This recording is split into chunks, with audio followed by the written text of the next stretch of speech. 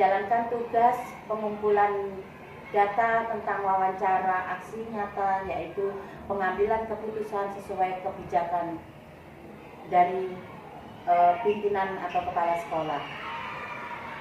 Kali ini saya akan mewawancarai Ibu Kepala Sekolah dari SDN Margorejo 6. Selamat pagi Bu Juli. Pagi Bu Nitri.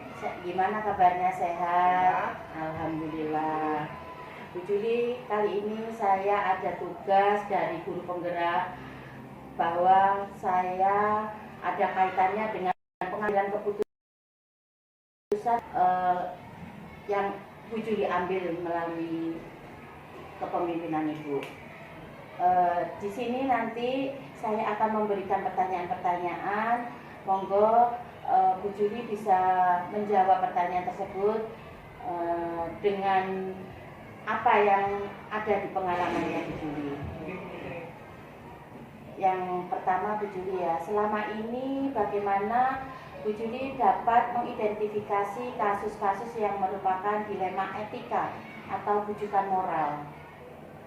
Di sekolah saya di SDN Margorejo 6, hal seperti yang panjenengan sampaikan tadi memang sering terjadi.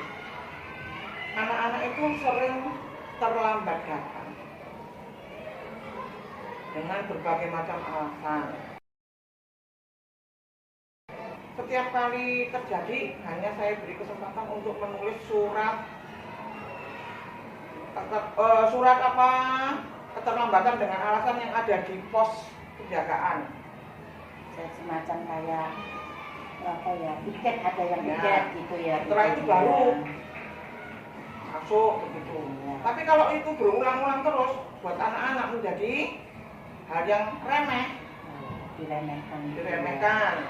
Karena remeh akhirnya ya tetap terjadi.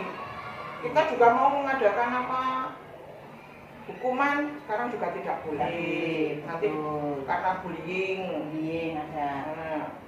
Sehingga itu sering terjadi dilema di antara kita.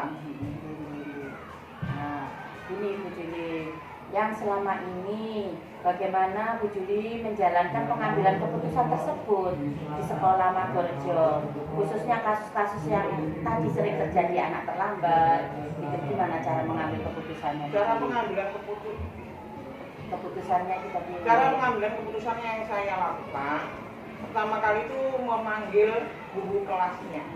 Saya mengidentifikasi anak ini berapa kali sering terlambat.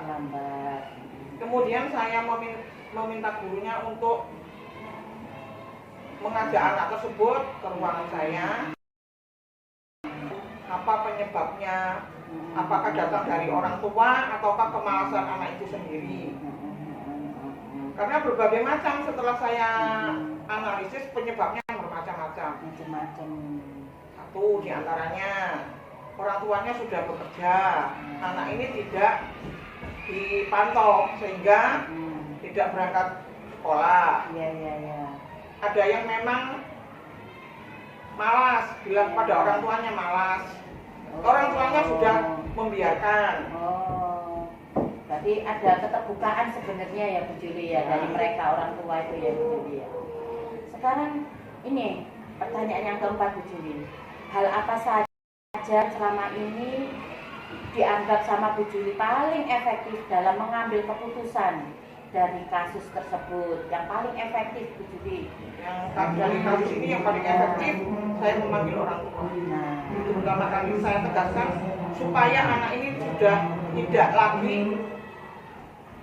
datang terlambat. Kemudian orang tuanya membuat surat pernyataan.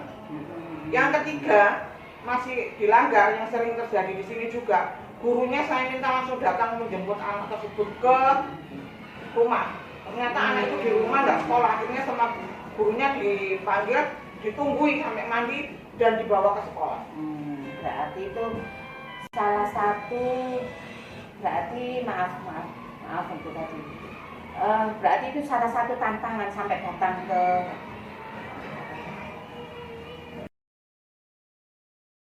Bu Juli ya, sampai mendatangi ke rumah ya. Nah, itu apa ada tantangan lagi mengambil keputusan sampai datang ke rumah itu tadi Bu Juli? Ada tantangan lagi. Kalau masih seperti itu terjadi lagi, akhirnya saya mengajak guru-guru untuk lapor ke RT.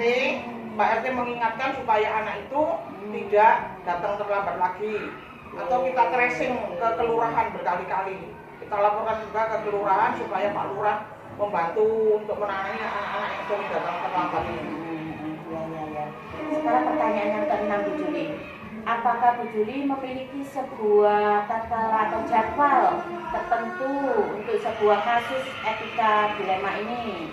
Apakah juga menyelesaikan masalah ini Bu Juli itu memiliki jadwal dan untuk menjalankannya?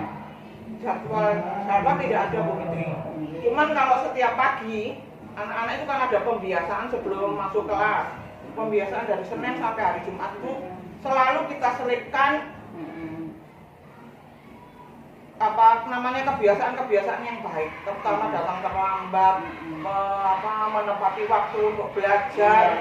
Itu setiap pagi selalu bergantian oleh koordinator koordinator kurikulum dan koordinator kesiswaan. Setiap pagi kesepakatan ya, membuat kesepakatan. Sampai itu guru-guru juga membuat kesepakatan kelas. Iya. Dengan siswanya juga ya, biar tidak sering-sering melakukan pelanggaran.